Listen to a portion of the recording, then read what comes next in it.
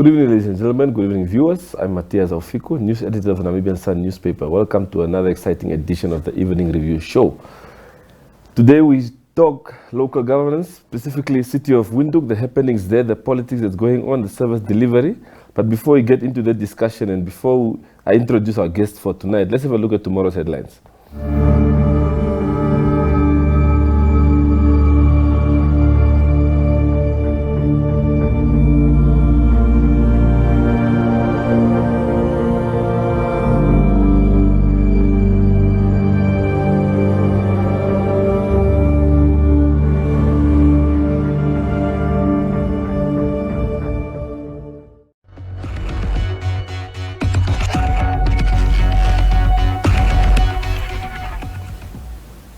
Well, welcome back.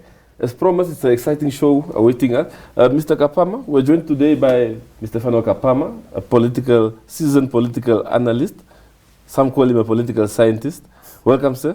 Yes, thank you. It's indeed a pleasure to have you here. Well, let's get the ball rolling. The country's biggest local authority, Windhoek that is, City of Windhoek to be specific. There's been happenings, especially since the new council came on board last year. Coalition politics. Take us through the history of coalition politics in Namibia and why you think the city is where it is at the moment. Yes, no, thank you very much. Now, before talking about coalition politics in Namibia, let us talk about coalition politics from a very generic global experience. Every political party goes into an election to try and seek mandate, and in that process also makes very specific promises and undertakings through the manifesto, and manifestos are informed by political ideologies. So when you go into coalition politics, you are required, it's not something that any party would hope for. But it's a marriage of convenience that are forced by the prevailing political conditions, especially one in which not a single party has the required majority to constitute a government on its own, be it a government in the national, regional, provincial, or local context. So now in Namibia, after the 2020 local authority elections, nobody could rule Windhoek, or no party could rule Windhoek on its own. So it became imperative that marriages of convenience have to be negotiated and then instituted. And that's how we got to where we are. For SWAPO not having, especially after having ruled or governed or presided over Windhoek since independence, it was a mayor lost. And also considering the significance of Windhoek as the economic hub of Namibia, the capital city, meaning the political seat of government, such that even our members of cabinet, including the president, living in the city, that's what is not presiding over. And of course for the opposition, they entered into a coalition. There were opportunities. One of those opportunities was that Windhoek, with a budget in excess of 5 billion, could have become a test case that the opposition could use by the next presidential and national elections, in the sense that they could say, yes, we took over Windhoek from SWAPO, we have resolved so many problems, Windhoek is in a much better state, therefore give us mandate for the whole country because we have proven ourselves. So that was one of the biggest opportunities. So how do you think they are faring? You said it's a test case. Then of course the challenges was how the dynamics of coalition governments would play themselves out and how they would be managed. Yeah. Now, of course, in terms of some of the areas was that we were expecting to see taking over Windhoek. What is the clear vision that the opposition in the coalition are articulating for Windhoek, and how different is that from the status quo? Yeah. I think after 1 year, if we look at some of the problems that we as residents of Windhoek are accustomed to, from public transport, from land, housing, service delivery, water, sanitation, refuge removal, the cleanliness of the city, playgrounds, sports facilities, leisure and recreation, and many other. What is it that the coalition can articulate in terms of this is what we want to do, this is how we want to change, and this is our target for year 1, year 2, year 3, year 4, and year 5. I think the articulation of that vision has not been very clear. To the extent that we say it would represent the coalition broadly. But you can sense that different political parties are speaking in their own tongues, but that is not wrong. But one hopes that when they are in the council meeting at management committee level and other levels, they talk to each other, and a common vision is coming out. Now, of course, 1 year may not be long enough, but especially if you want to make an impact, it's a very long period. You spoke of the ideologies and manifestos that are sold and so on during elections. This beast called coalition politics, if the ideologies are very wide or far apart, if I might call it that, how do you harmonize that to ensure that the coalition works? What advice could one give there? Yes, now I know there are countries where like different opposition parties, or let's say not opposition but political parties, that are at the extreme.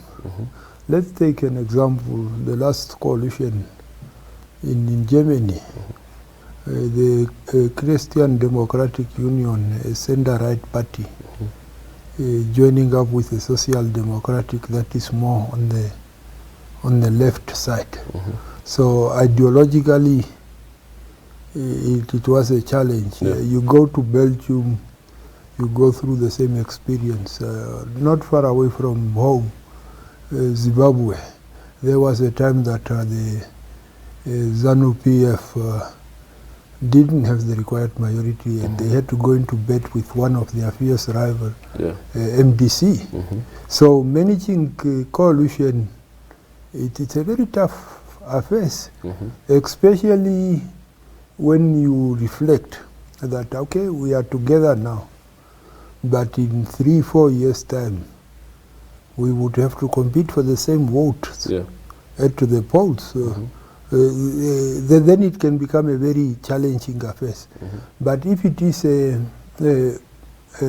let's say, from political parties that are close to each other in ideological terms, it would have been a little bit easier. Because if you, like, say, for instance, take Windhoek, you have quite a number of parties from very divergent ideological positions that have to govern together.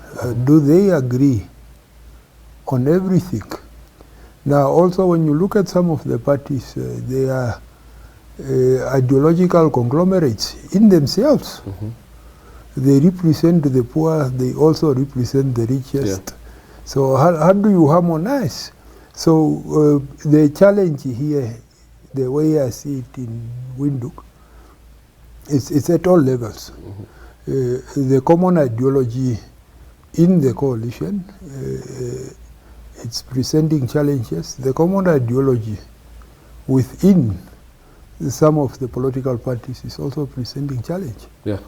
You mentioned that this is a sort of a test case for those in the coalition to actually show that, in fact, 2024, 2025, we can actually call for and say, give us a mandate to run the country. How do you see the current happenings within the coalition affecting the future of those who are in the coalition now? Yeah. Now, as I said, 1 year is almost gone. There is still 4 years remaining. In politics, 1 year could be, or 4 years could be a long time. It could also be a very short time, especially if 1 year is already gone. Yeah. And sometimes, if, say for instance, from next year onwards, because when you also form a group, there are different stages that the group would have to go through before it normalizes. So if we, say for instance, assume that that normalization, the group cohesion starts developing from next year onwards, in the next 3 years, few things will happen. And normally people tend to remember what happened closest to the date of the election. So I wouldn't for now write the opposition off. I would argue that they are going through the normal processes and challenges of group formation. They are still finding themselves. Yes, the storming stages before the stages where they would find group cohesion. And if things are to happen for them, then that group's cohesion should come closer, rather than being delayed for more years to come. Because we've seen, I mean, even on social media the past few weeks, residents complaining that it seems service delivery has taken a back seat while the coalition tries to find its feet. Yes. Now, I think in terms of the expectations, I believe quite a lot of people, and to reduce the number of seats under the SWAPO control by half was a very major step. I don't think many expected that to happen, but it happens, meaning that there were people who had high expectations, who wanted things to happen. Sometimes people are impatient, but also in the sense that on the first day, that's when they would want things to happen. But I think I wouldn't blame them, because 1 year is also not a very short time, especially in terms of projecting a very clear vision. And what I would hope to see in the interest of service delivery is especially trying to identify what are those common issues where the positions may be much common, and start paying attention to that, where you are negotiating those points of divergence, trying to see how you meet each other halfway. So are you then saying that in terms of a common position, are you saying that the coalition should in fact perhaps release a sort of a strategic plan to say this is what we are planning to do? Not really a strategic plan. Is something that is more done by the technocrats. You wouldn't expect the politicians to go to that level. Plan. But at least, like say for instance, saying that now that we have taken over Windhoek, we put the even a 5-point common manifesto, or a 10-point that we want to address land, we want to address this, we want to address this. as a common vision immediately. And what we are trying to see for the long term from year 3, it would be some of these issues. For, let's say, for instance, if housing is among those 5 top points, then you could say that in the 5-year period that we are in office, we want to say I'm using a hypothetical position, deliver 10,000 houses. Yes, you cannot expect this to be distributed equally over the period, but you could say that 30% of that would come in the last 2 years, 20% would come, something along those lines. And I think once that pronouncement is made, it would drive both those that are on council, because it would set very clear targets, and the bureaucrats, the local bureaucrats that are running the city, would then be driven towards that direction for us to be able to meet this target. What is it that you are going to do?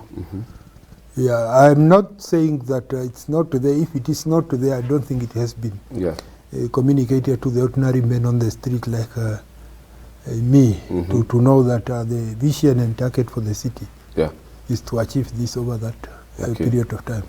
If we have to delve deeper towards the core of the coalition, who would you say, of course, IPC has the most seats in the coalition, but who would you say in terms of being the deal breaker and so on? Yes, now I think you see the IPC has more seats than any of the parties in the coalition. In fact, they are closest to SWAPO, which is outside the coalition. SWAPO has 5, IPC has around about 4 and so on. And then, of course, the remaining 6 are between the other parties. So, yes, 4 for one party in the coalition, but count you, the others are 6. Although it's 1-1. So in coalitions of that nature, even if it requires 1 seat to make the difference, and one smaller party has that one, it becomes the deal breaker. So, and I think that is, in this specific case, the challenge is out of that one. Say, for instance, IPC had enough and it only required 2, and then there are 3 parties. It would become the deal breaker because it will tell this one, are you with us on this one? And if it says no, the other one would be. But in this case, all those ones are required. So each one would dig their heels and try and dictate terms. And that's why sometimes you would find the smallest party becomes the most effective in terms of dictating terms. But then in an arrangement like this one, you spoke of a common position. How do you go about this? Who gives, who takes what? No, I think there are quite a number of common issues. Let's take, for instance, the issue of land and housing. I don't think any of the parties in the city council, including SWAPO, has a different position. But perhaps what is different is how delivery should be made. Some would want to say, for instance, rely more on the private sector through public-private partnership. Others feel that if the private sector and the dictates of the markets comes into play, it may not reach some of the voters who voted for them because they are among the poor, of the poorest. So, and I think so some of those technicalities of implementation and then packaging, the strategy, the implementation of the strategy, that's where the problem could be. I don't think there is a difference in terms of public transport deficiencies around the city of Windhoek. I don't think there would be major differences about the recreation needs and so on. But I think maybe when it comes to issues of budget, should more go to those who are paying more, or should we rely on trying to subsidize the majority of the population that are contributing nothing to the city coffers. Yeah. How should the city finance itself? In the past, I know the issues of auctioning land has been a cash cow of the city. Now that auctioning of land has brought us to where we are today, where housing has become very expensive and unaffordable to the majority of the population. But I think those ones is where the differences could be. Yeah. Yes. Okay. I might be wrong, but I doubt it. We never had a situation where a party on the council withdraws or restrains its entire members on council. Well, what did you make of that move? Now, actually, what I wanted to understand, if you write a letter to, let's say, to the mayor or the chief executive officer informing him or her that an elected councillor is restrained, how would the city enforce that? That still I have been trying to understand. Would you tell a member that as a chief executive officer of the city, I received this letter, so don't come to the meeting, who have been sworn in? Yeah. Would you tell him, no, you come into the meeting, but you don't take the usual seat, you sit at the back? Or you can take your usual seat, but make sure that you don't open your mouth. So I'm still trying to understand what the restraining would have done. And if they are restrained, or maybe it was just to give notice to the city, but there was already agreement within the party that, look, because of these issues, you are restrained, you are going to do nothing. Maybe that agreement was there. And some of us are not privy to that, but if it was not there, I'm not sure how even the city would have enforced that one. Yeah. But in a scenario such as that, how are those who need services most, how are they protected when a council cannot sit and decide on building a clinic in a certain area in town? Yeah, now you see, if you look at service delivery, the council is there to give political direction. And of course, if the council cannot meet, the buses of the municipality may still be able to run because the budget is there. But there would also be electricity does not require a council resolution to switch it on in the morning. But I think where the impact on service delivery is, as I indicated, people voted with very high expectations. Maybe just before you continue, Mr. Khan, let me just break you there before you continue with your thought thread. Because we had the issue where one of the council meetings where they were supposed to discuss the issue of Ramatex, to use it as a possible COVID site. But there was no quorum. It was partially because of this. Of course, IPC at the time had not restrained all its councillors, but the quorum issue was due to a situation where IPC had this issue also. Yeah. Now, I think, you see, that's where I was going to. So that when we talk of service delivery, it does not mean an immediate disruption to the extent that there is no electricity or water. But there could be some decisions where political direction would have been required, such as those ones. Of course, the implementation thereof, a decision would not be taken tomorrow and then tomorrow we see the implementation. But if the delay becomes of such magnitude that it becomes a matter of concern, then it becomes problematic.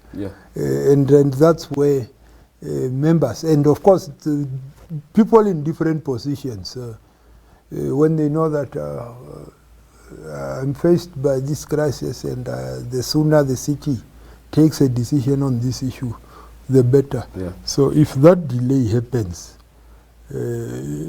then of course it would have an impact on people, especially given the expectations that they have. So yes, it has an impact on service delivery, even when we don't see the disruption in the distribution of electricity. Well, because this restraint topic brings us back to the harmonization of whether it's ideologies or at least having a common position. Because last week the coalition partners held a sort of a crisis meeting regarding the restraint issue, where some felt that the IPC was supposed to at least inform the coalition partners that this is the move they are taking on. So how do you go about those small details in a coalition? Yeah, now that speaks to the issue that I said.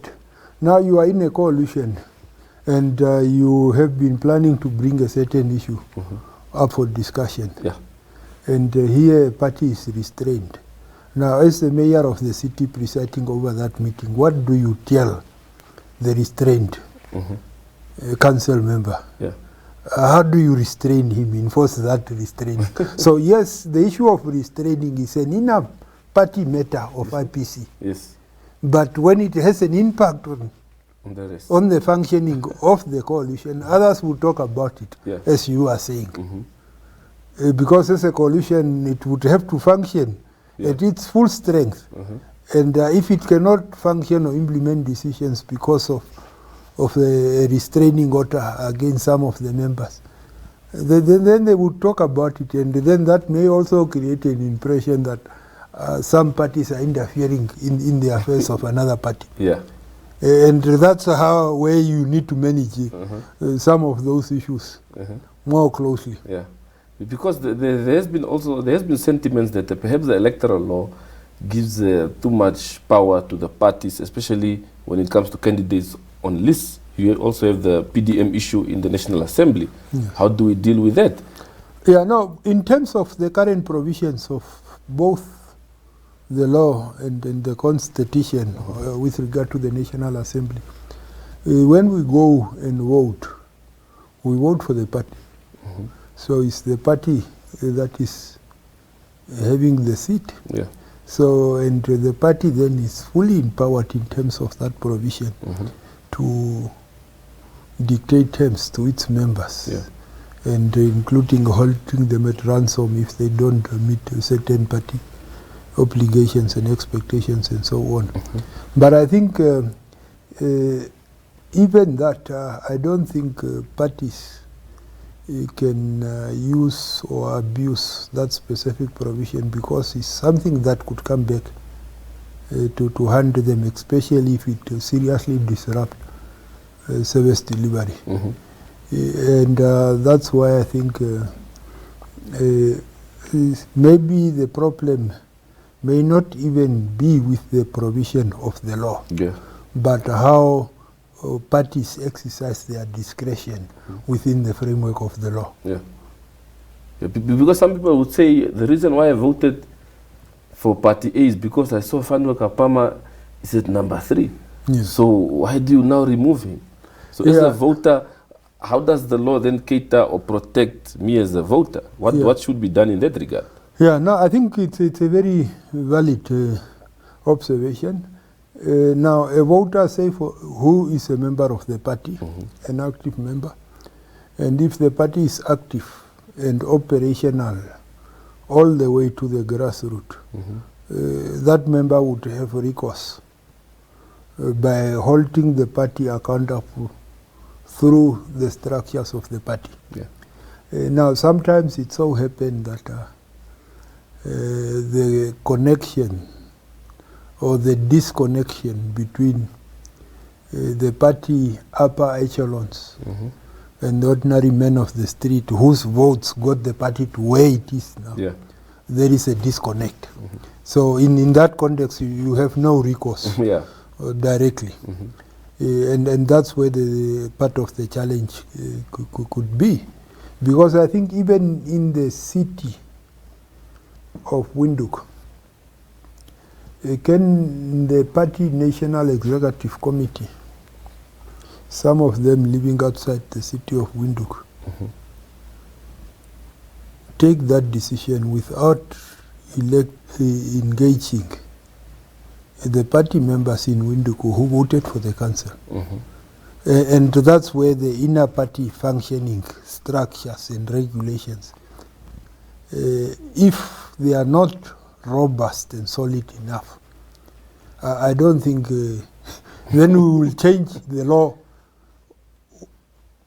under this condition, and then in the next one we would have to change it and then change it and change it again. Yeah. So sometimes the focus may not be there at the level of the law, but we may have to refocus and look at how parties take their decisions in a way that it is both representative and consultative with the members. Okay. Yes. Would you say the City of Windhoek Council at the moment is making headlines for the right reasons?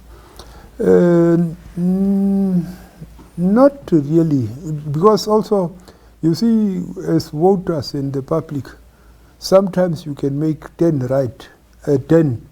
headlines that are right, and then you make 1 or 2, and the public would remember that because they may not have wanted that one. So I think the coalition and the parties within the coalition, their challenges are much more than what an individual party would face under normal condition.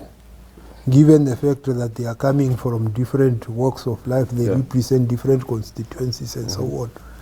And that's why I think the process of managing the coalition to work becomes a necessity, a very critical necessity from day one. Not after 1 year, but I think a lot of attention should have been paid to it at the very beginning. Yeah. And some of the challenges could also have been foreseen. Yeah. But I think also if you look at the time frame between the announcements and of the election and the forming of the city government, it would not give you the luxury of time to sort everything right. Unlike sort of the presidential and national assembly elections. Where you have a few months time. Yeah. Now in this case, having that, okay, let us agree on this one, first key issues. And I think the most important issues is not the decision of who becomes mayor, who goes to the management committee, who chairs the management committee. Yeah. Those ones are the first decisions, but those are not the decisions that will sustain the coalition in the long run. Which are the decisions that should sustain the coalition in the long run? Are those ones that speaks to the ideologies. If there are ideological or strategic differences in how to provide service delivery, negotiating them, identifying, as I said, first maybe how would we constitute a government, who becomes mayor, who goes to the management committee, who is the chairperson of the management. That is the first decisions. And then trying to identify, so what are the issues where we have common positions? How do we rank them in terms of importance? Then you do that immediately in order to project that you have a vision, you want to get things done. And then, of course, not over a period of 1 year or longer, try and negotiate the points of divergence. But even in the first 3 months, or 4 or 5 months, to try and clear those ones out, so that when the council comes, you know that this is what we have agreed and signed to. Yes. When we speak City of Windhoek Council, everyone is speaking of the coalition. But SWAPO is also there. But what do you think is the strategy that they've adopted? Now, I think, you see, if everything was running smooth for the opposition, I think SWAPO would have had a headache. Because do you think they're enjoying the chaos, if we may call it that? I wouldn't call it enjoying, but they are saying this is good news. Maybe next time people would think twice before they put a cross against us. They may think twice that perhaps there is a need to put a cross for us rather than against us. So I think in this one they may not, because you don't enjoy things, especially considering that they are residents in the city. But I think they are saying, maybe there is hope. But surely it's a political victory for them to regain. Indirectly. Yeah, no, when things are not happening, it is good news. If things are not happening smoothly for the opposition, it's good news. For If you were the Secretary General of SWAPO, what strategy would you send your deployees to the city with? What would you tell them? Yeah, no, but I think also on the city council, 5 seats are not a few seats. If I was a Secretary General of the party, I would have said, go out there and be the voice of reason. Speak out issues. If there is no agenda, be in the minority, bring the agenda forward. Speak things that the residents may want to hear. Let the opposition vote against it. You see, like what we are seeing, the debates in the National Assembly. You see how active the opposition parties are.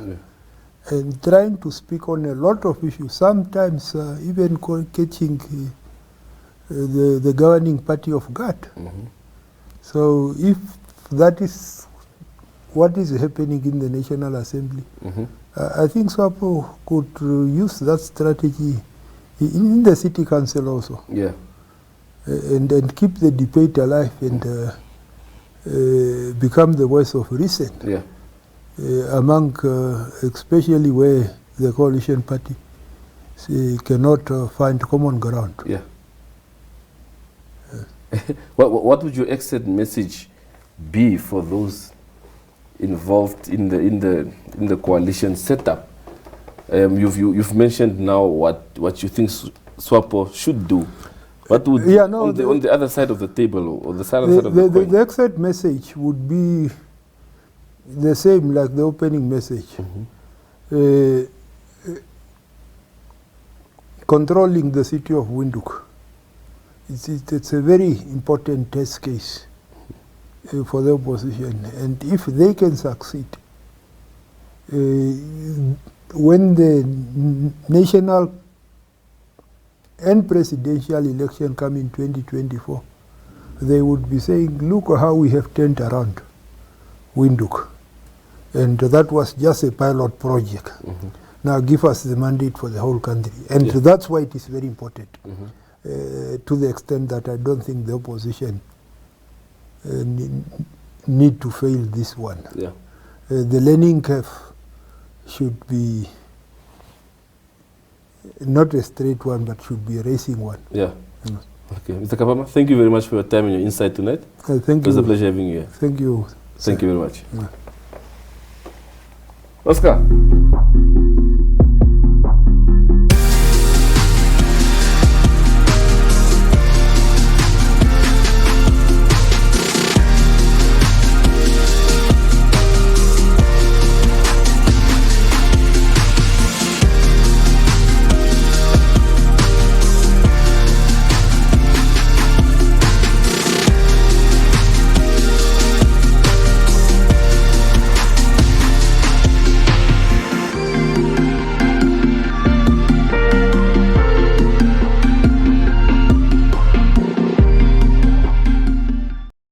Strike it gold and win 5,000 Namibian dollars in cash with Neo Paints. Simply buy Neo Paints products from the selected range and stand a chance to get one of 12 mystery buckets filled with gold paint. All 12 winners will each get 3 extra paint buckets equal to their purchase. One to replace the gold paint, the second to use on your project, and the third to give to a charity of their choice. One winner can score another 10,000 Namibian dollars by showing us your creative use of the golden paint.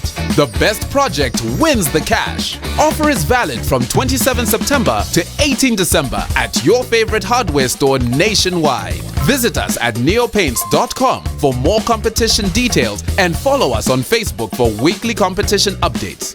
Neo Paints, a coat of excellence.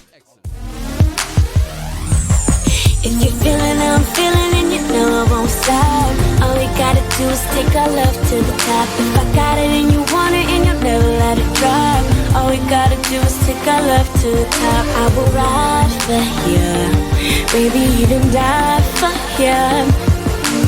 When I'm loving you, but my heart don't stop.